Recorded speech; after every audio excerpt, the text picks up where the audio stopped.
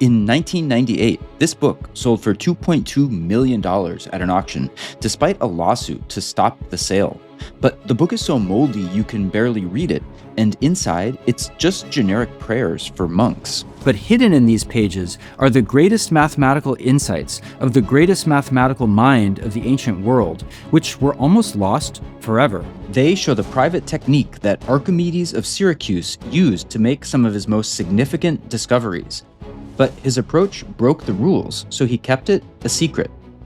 This book had to survive everything from the sack of Constantinople to the Nazi invasion of Paris. But the pioneers of the scientific revolution in Europe lived and died without ever knowing that this thing existed. But just barely surviving here, scraped off and written over, is the one remaining copy of the one letter that Archimedes wrote to his friend to reveal his powerful but controversial secret technique. He called it the method.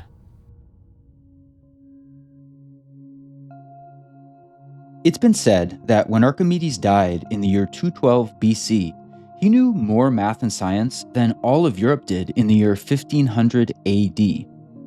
This story spans over 2 millennia and reveals things that we've only just learned in the 21st century about Archimedes.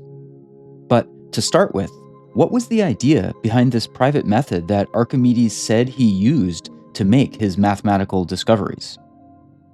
Sometimes it's called the mechanical method because it's based on an analogy that he has in his mind where, given his expertise with levers and seesaws, he thinks about weighing shapes in his mind as if they were material objects made of something solid, metal or cheese or something. I mean, he imagines a palpable shape rather than just an abstract triangle. He would imagine filling it in and then weighing it, putting it on a seesaw and weighing it against some other shape. To calculate these weights, which let him find things like the areas and volumes of shapes, Archimedes used another mathematical idea that he's credited with, the law of the lever. It says that the place where two objects balance is the point where the ratio of the distances is equal to the reciprocal of the ratio of the object's weights. In other words, if something balances at a third of the distance from the center compared to the other distance, then we know that the first thing is 3 times heavier than the second thing. But then he starts slicing them up, butcher style, like slicing salami into little discs or something. Yeah, like a deli. You know, I want it really cut thin. He imagines cutting the shapes infinitesimally thin. I mean, they're infinitesimal. They're lines with no thickness at all. But he says things like, "This, I imagine this shape to be made of the infinitely many lines that are within it." He treats these lines like they have uniform weight. So if one line is twice as long as another, he says that the longer line is twice as heavy. And then he does things like dragging those lines one by one to a position on the seesaw where he can weigh them, which to a modern mind seems bogus because they don't have any weight. They're infinitesimally thin. Right. They don't have any area, whatever. But it gives him the right answer. Yeah. This unusual approach gave Archimedes some of his greatest insights about curved shapes, which were much harder to work with than things like triangles and rectangles. His work with curves went far beyond what anybody else had even thought was possible at the time. But during Archimedes' lifetime in the 3rd century BC, it was already well known that using infinitesimally small increments for calculations would lead to errors. Because saying that a shape is made up of an infinite number of lines is paradoxical. If the lines have no width, then no matter how many you have, even an infinite number, the area is still 0. And if the lines do have a width, even if it's really, really small, then having an infinite number of them would mean that they add up to an infinite size. And yet somehow an infinite number of lines is supposed to add up to different areas for different sized shapes? It seems impossible. So while Archimedes had figured out a way to work with these infinitesimally thin lines to get the right answer to fantastically complicated problems, he did it all in private. He wrote letter after letter about his discoveries to his friends, other mathematicians across the ancient world. But he didn't want his use of these problematic infinitesimals to distract from his discoveries, so he left that part out from all of his letters, except one.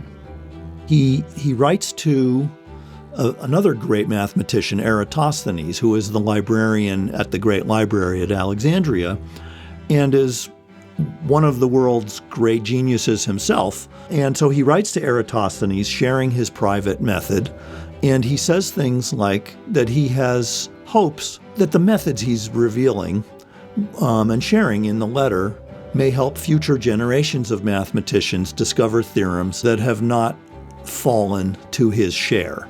Meaning these are things that I haven't discovered, I haven't been able to discover, but I hope that future generations will be able to use these. Archimedes knew that any letter that he sent to Eratosthenes would be preserved at the Library of Alexandria for generations to come.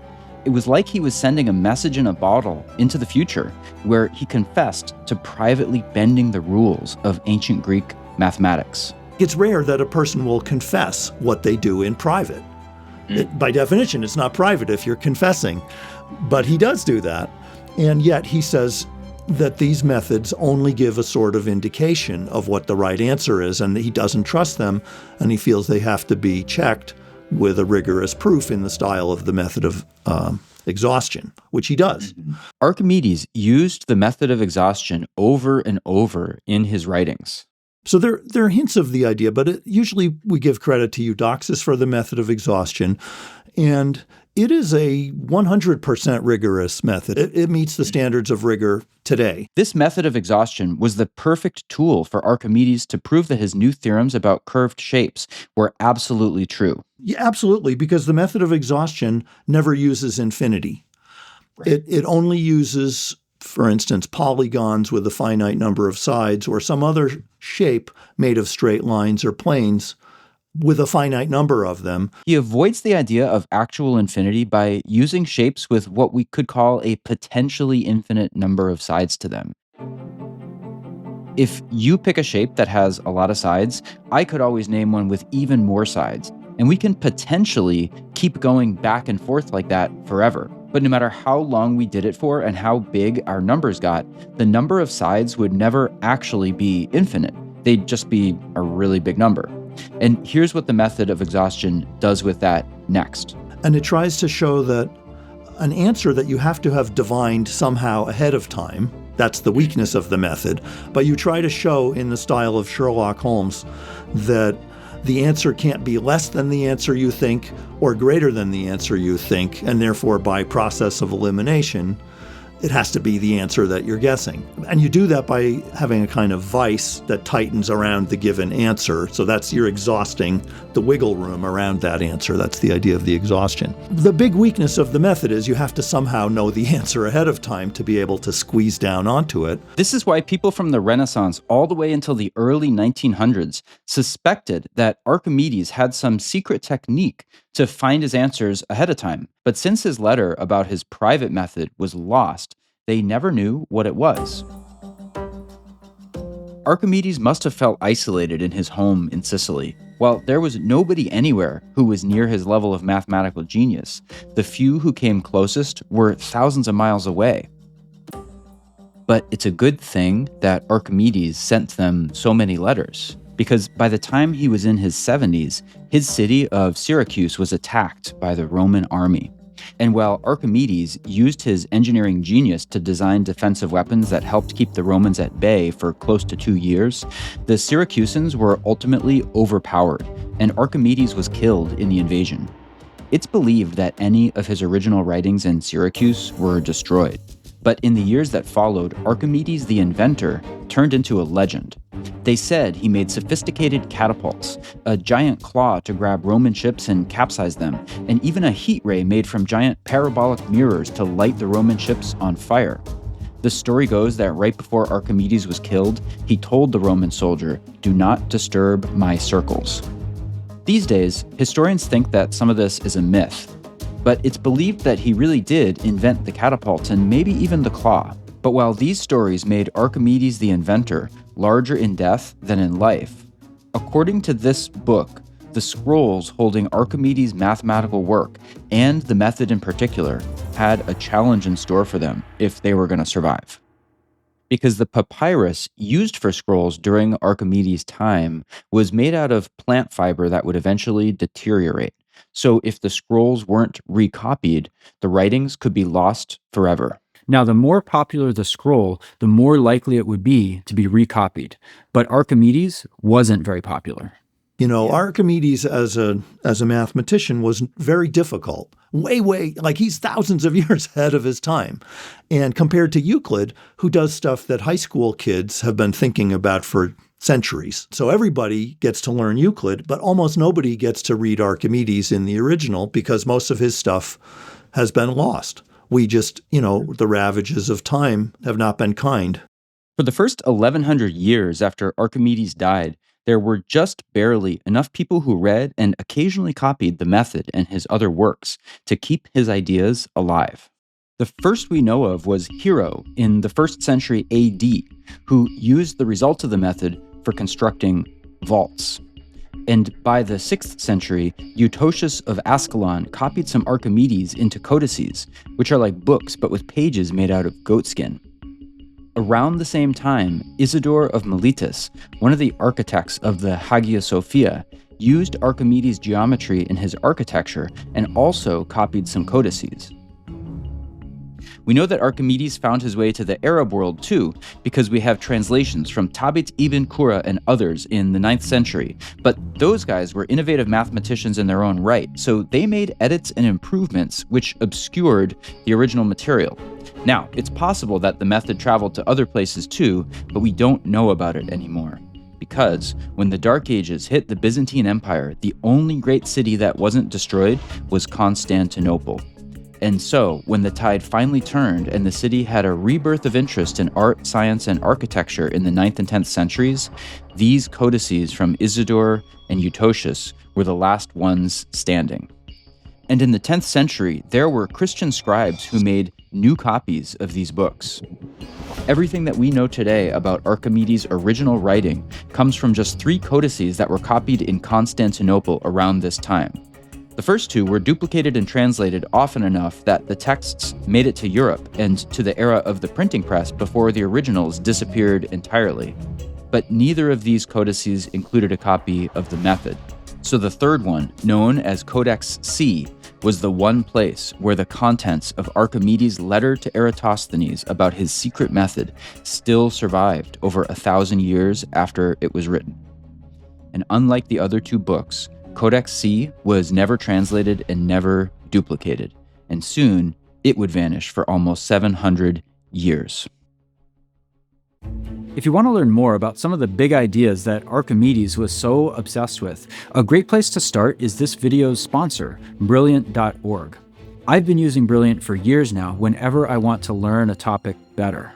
For example, lately I've been working through Brilliant's lessons about infinity to understand how modern math describes things like countable and uncountable infinities, cardinality, and more. Brilliant has thousands of interactive lessons on topics within math, data analysis, programming, and even AI. The lessons are interactive and they focus on problem solving, so you're learning the concepts deeply instead of just trying to memorize facts. If you want to brush up on your geometry, the foundation of math since ancient times and a launchpad to the modern world, a great place to start is Brilliant's module on measurement, where you'll learn to recognize relationships between shapes, apply visual problem-solving techniques using symmetry and transformation, and more.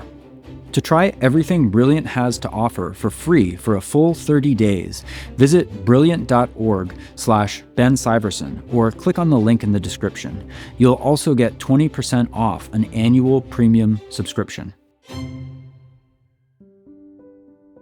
Let's take a look at the first proposition that Archimedes writes about in the method. He starts with a segment of what we now call a parabola. These days, we say that's the shape you get when you graph a quadratic function like y equals x squared. But the ancient Greeks didn't have algebra, so they formed it by slicing a cone parallel to one of its slanted sides. Archimedes wanted to find the area of the shape you get when you cut a section of a parabola like this. And he did it by comparing the parabolic section to this inscribed triangle. And notice that line that goes from the midpoint of the base to the top of the triangle. That's going to be important later. To work this out, he extends a line that's tangent to the parabola at this point, and then draws another line that starts on the other corner of the triangle and runs parallel to that first line segment that I mentioned. Finally, he takes this side of the small triangle and extends it until the part that goes past the big triangle is the same length as the part that's inside. This setup gives the basic layout for the balancing scale that he's going to use. He knows a few things here, and there are two facts in particular that Archimedes got from Euclid, which are definitely not obvious today.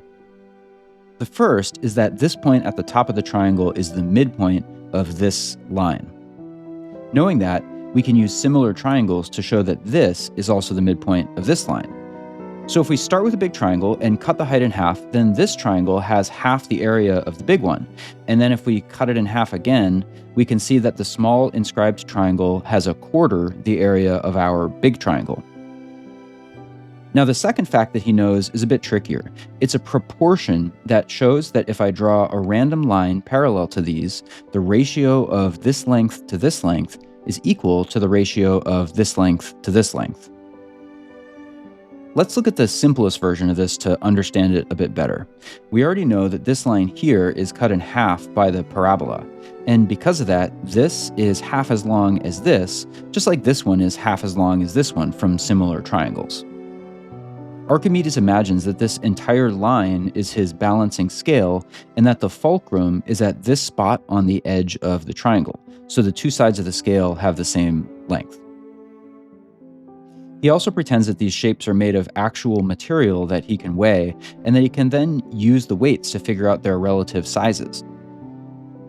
So when he takes a thin slice from the parabola at this spot and moves it to over here, then the law of the lever tells us that the slice balances perfectly with this slice of the triangle. This line is twice the length of this line, but it's located at half the distance from the balance point.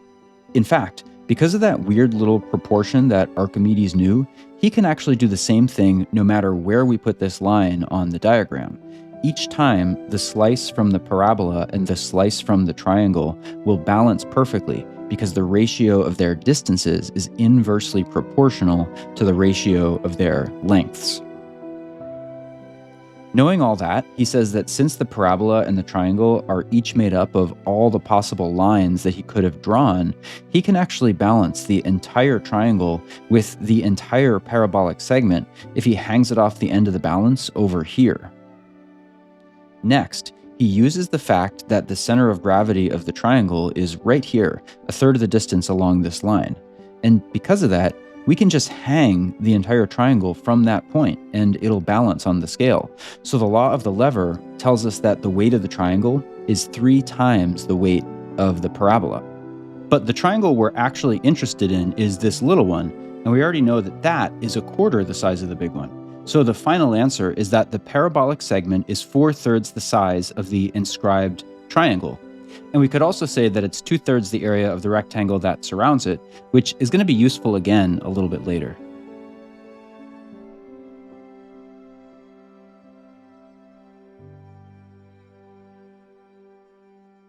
His method is tremendously imaginative. It's very bold. It's so unbelievably ingenious that the question that comes up is, well, how would anyone have ever thought to do that? He doesn't just chop a shape into strings and weigh it against some known shape. He also, in effect, builds the whole seesaw. Like he has to figure out where the seats are going to be, where the fulcrum is going to be. And I find when I read it, even as a modern professional mathematician, there's no clue in my reading, like why would you put the fulcrum there? And why did you put the seats there? And why did you choose that particular seesaw? Like there's an Archimedes doesn't tell us. It really gives such an impression of virtuosity and mystery that it can't be copied by ordinary mortals. The fact is, even the mathematicians in the centuries after Archimedes' death who still had access to the method only ever used Archimedes' results for practical things like architecture. There's no record that anybody else ever made their own discoveries by weighing imaginary shapes on a scale using Archimedes' method of mechanical theorems. And by the early 1200s, 1400 years after Archimedes' death, the chance for somebody else to show up who could build on the method was about to disappear entirely. In 1204, Christian soldiers invaded and sacked Constantinople, while hundreds of thousands of books were destroyed. Somehow, Codex C was spared and it made its way to Jerusalem.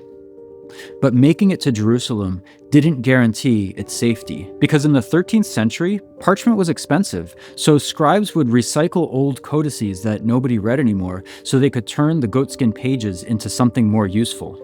The process was pretty simple. They'd take off the binding from the old book and erase the text as well as they could by washing it with lemon juice and then scraping it with a knife. Once that was done, they'd stretch the parchments out to dry and then cut them in half and turn them sideways so they could make a new book half the size of the original called a palimpsest. One day, a scribe named Johannes Myronus took Codex C and erased the method and the other works of Archimedes in the book so he could create a prayer book for the monks in a nearby monastery.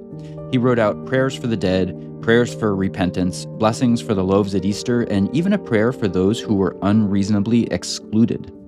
And on Saturday, April 14th, 1229, the day before Easter Sunday, Myronus finished his work and signed his name. Even though he didn't know any mathematics, he had just turned himself into an important figure in the history of math and science, because this prayer book would stay at the isolated monastery of Mar Saba, 15 miles from Jerusalem, for centuries. And it seemed like Archimedes' secret method would never be seen again. While the prayer book holding Archimedes' method was cloistered away, being used and preserved by generation after generation of monks, the outside world was changing. In the 16th and 17th centuries, the European Renaissance and scientific revolution were reshaping the world, and new developments in mathematics were leading the way to new breakthroughs. In Italy, two disciples of Galileo, Bonaventura Cavalieri and Evangelista Torricelli, were exploring the power and possibility of the infinitesimal. They were creating a system of geometry which imagined that shapes were made up of all the lines within them, like threads in a cloth, and solids were made up of all the surfaces, like pages in a book. Torricelli demonstrated the power of this new approach by using it to prove the solutions to previously known problems. For example, he showed that his method of infinitesimals could be used to calculate the area of a parabolic segment in a way that was more intuitive than the cumbersome proofs by exhaustion from Archimedes that they had all studied so closely. But Torricelli didn't know how close his basic approach to infinitesimals came to Archimedes' private method that had gone missing 400 years earlier. But in the centuries since Archimedes had used his private method, the controversy over infinitesimals still hadn't died down, and Cavalieri and Torricelli's work was about to face the wrath of the Catholic Church, because at the time, the Church was struggling to reestablish its social, cultural, and political dominance after the Protestant Reformation. And a Jesuit mathematician named Christopher Clavius had risen to power by suggesting how the Church could use mathematics to achieve its goals. Clavius made the point that mathematics, in particular Euclidean geometry, is precisely what they are looking for. It is an orderly, unchallengeable, irrevocable, eternal truth structured in a way that is irrefutable and in a systematic, hierarchical manner. When it comes to geometry, there's no arguments, there's no Catholics say this, Protestants say that. And if we could only use this methodology and this system, we will establish the truths of the Catholic Church just as certainly and just as irrevocably as geometrical proofs. And then those Protestants will simply have to throw up their hands and say, we give up. But the paradoxes inherent in the new math of infinitesimals from Cavalieri and Torricelli threatened this idea of math as a source of absolute truth. And so Clavius, as the head mathematician of the powerful Collegio Romano, led the church to vigorously oppose teaching these new ideas of the infinitesimal. There were five Jesuits who were given the title of Revisers General for the Society of Jesus, and they were responsible for deciding which doctrines are acceptable and which are not to be taught at the Jesuit school. Those five men sat in the Collegio Romano in Rome and decided what will be taught all over the world. And repeatedly, beginning in 1606, I believe the first time, and repeatedly afterwards, the revisers said, do not teach infinitesimals. They are wrong, they are wrong, they are wrong, they are wrong. So they were never taught. They were always rejected in the Jesuit schools. When mathematicians such as Cavalieri and Torricelli did produce books and works on the method of indivisibles, as they call it, the Jesuits assigned their own mathematicians to write treatises to refute those. Then they used their institutional power in trying to deny positions to any mathematicians who were followers of Cavalieri and Torricelli and so on. And so in the 17th century in Italy, where the Jesuits were strongest, we get quite a lot of interest and correspondence among mathematicians about infinitesimals, about work that builds on Cavalieri and Torricelli.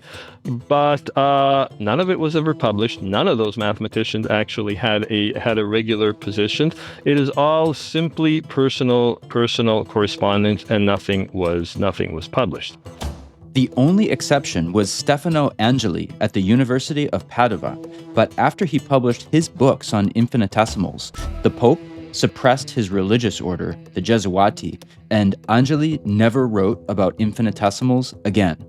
And so, it wasn't until the center of mathematical innovation in Europe moved north from Italy later in the 17th century that the full power of infinitesimals could finally be unleashed with the development of calculus by Isaac Newton in England and Gottfried Wilhelm Leibniz in Germany.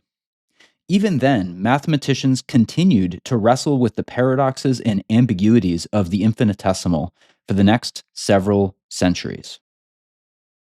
At some point, while this was going on, the palimpsested prayer book made by Ioannis Myronis moved from Marsaba to Constantinople, because in 1899, a Greek scholar named Papadopoulos Karameus was transcribing some books at the Metachion of the Holy Sepulchre in Constantinople when he noticed some mathematical writing in the margins of a prayer book. He copied down a few sentences of the math, and it didn't take long for it to circulate and come to the attention of Johann Ludwig Heiberg, a Danish philologist and the foremost Archimedes scholar of the time. Heiberg recognized Archimedes' words immediately, and in 1906, he traveled from Copenhagen to Constantinople to photograph the entire codex. He spent the next few years examining his pictures with a magnifying glass before he published what he found. Along with new versions of several known works of Archimedes was the previously unknown letter from Archimedes to Eratosthenes about his private method. Archimedes had been working directly with infinitesimals 1800 years before the emergence of calculus. It was a shock, and it made international news.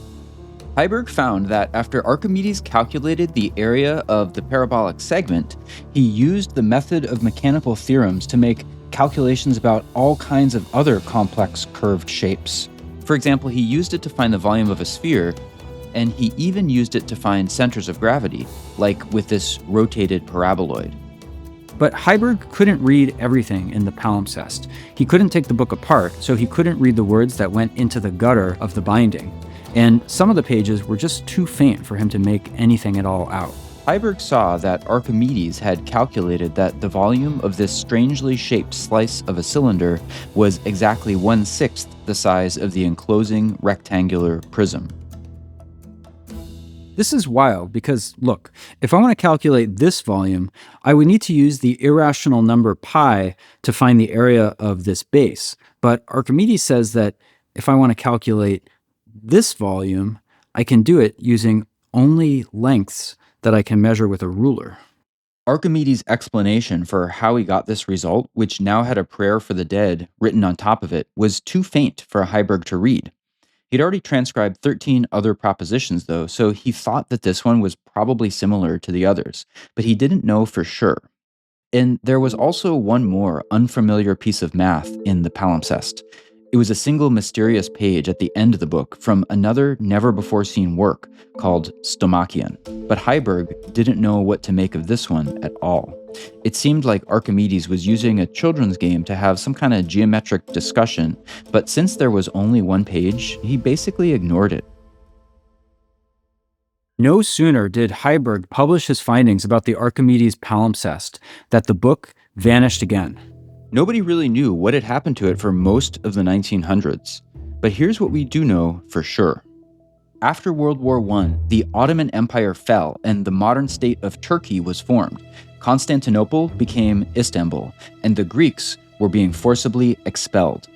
Under cover of darkness, the contents of the Mathematician, the library where the palimpsest was discovered, were secretly moved to the National Library of Greece in Athens. But somehow, the Archimedes palimpsest didn't make it. By 1934, letters confirm that a well-respected Parisian antiques dealer named Solomon Gerson had the palimpsest and he was trying to sell it.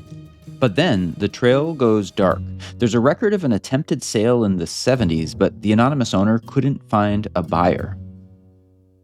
And that's it until the book showed up at Christie's auction house in New York City on October 29th, 1998. By now, the book was almost completely destroyed. The pages were charred around the edges and covered with mold.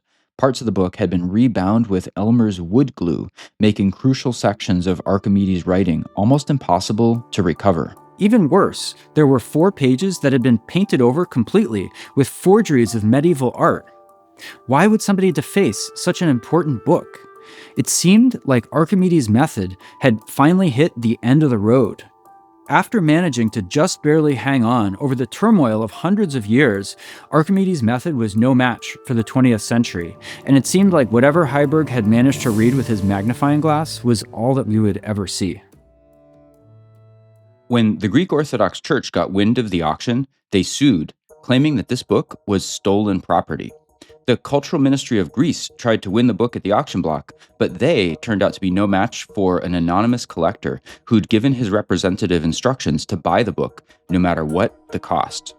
And he finally got it for $2.2 million after commissions. The lawsuit continued, but the court eventually ruled in favor of the sale.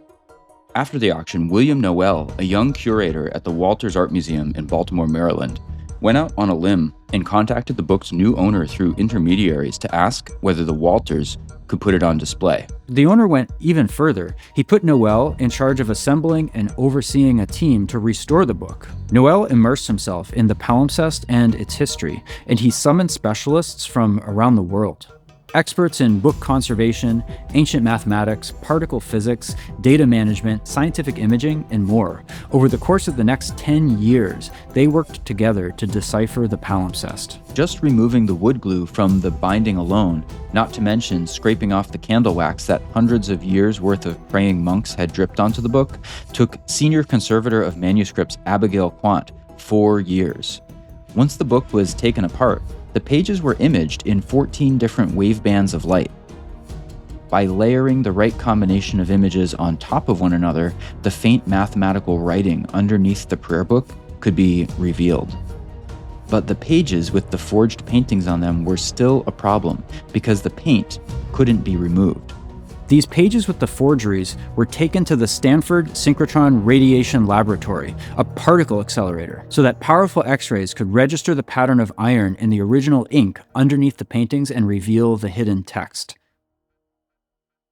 By the way, in his book, William Noel gives a theory for what he thinks happened to the palimpsest during the 20th century. He was very careful to say that it was just his best guess based on the available evidence, but the story goes something like this. When the books were taken from the Mathematician to Athens, some important pieces, including the palimpsest, didn't make it. The palimpsest might have found its way into the hands of Dekran Kalekian, one of the most prominent Islamic art dealers of the time. In this theory, Kalekian would have sold it and some other artifacts to Solomon Gerson, the Parisian antiques dealer. Gerson knew how important the palimpsest was, but he couldn't find a buyer. And then, on June 14th, 1940, the Nazis invaded Paris and Gerson's shop was plundered. Gerson himself went into hiding and took what he could with him, apparently including the palimpsest. 2 years later, Parisian Jews were being deported and sent to concentration camps, and Gerson was getting desperate to escape.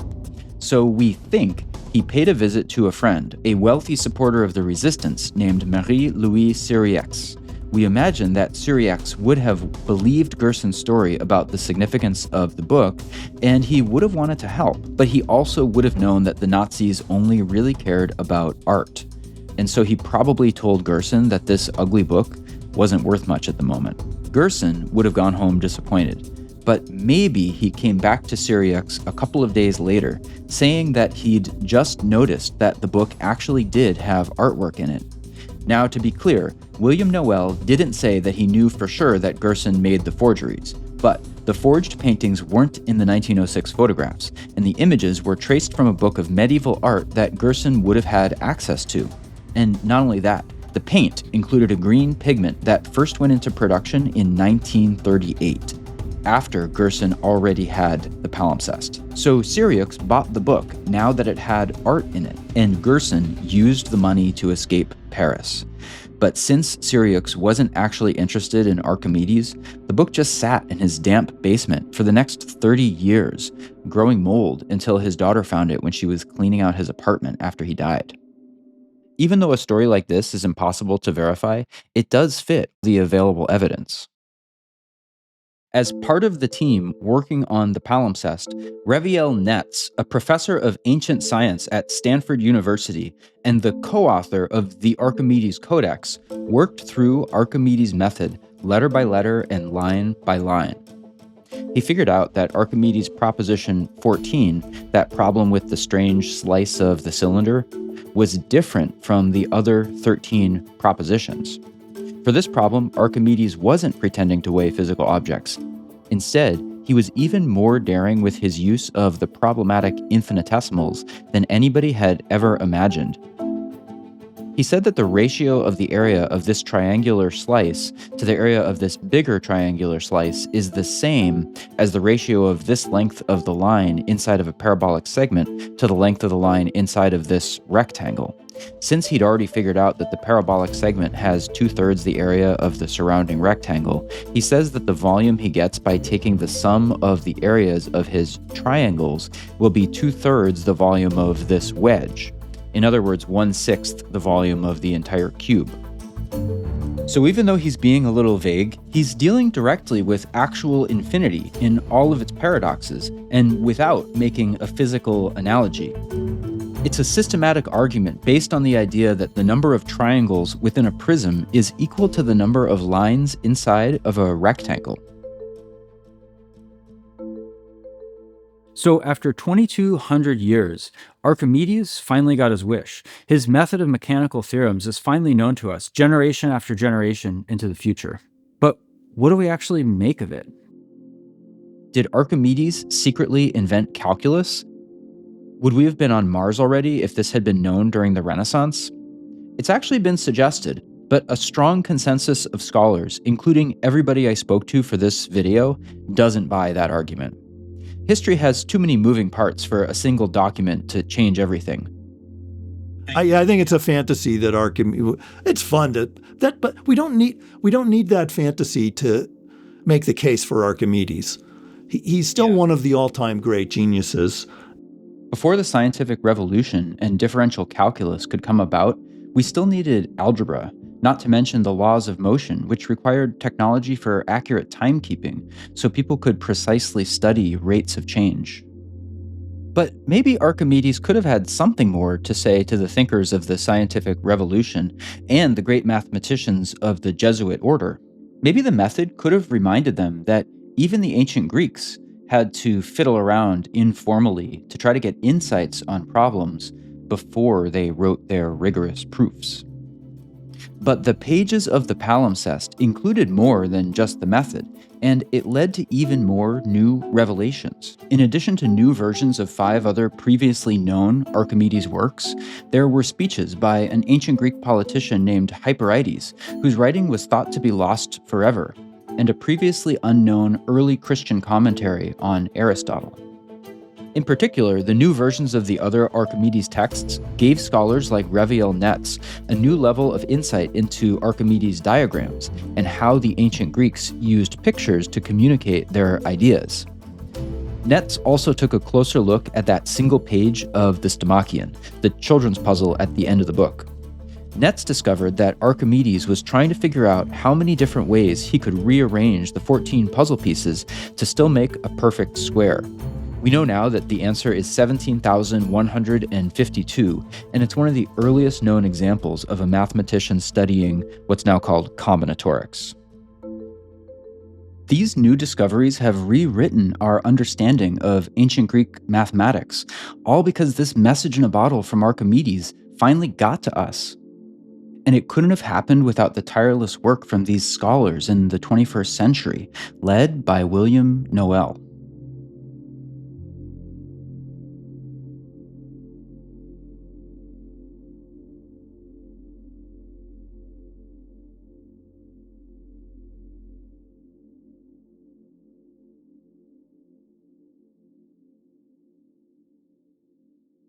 Where I come from the world of medieval manuscripts, this is just utterly sensational. There are quite a few palimpsests around, and very few of them are important. The Cicero's De Republica only survives in palimpsest form. But to have 3 unique texts, and we're hoping for a 4th from one book, is, it makes this book the 8th wonder of the world.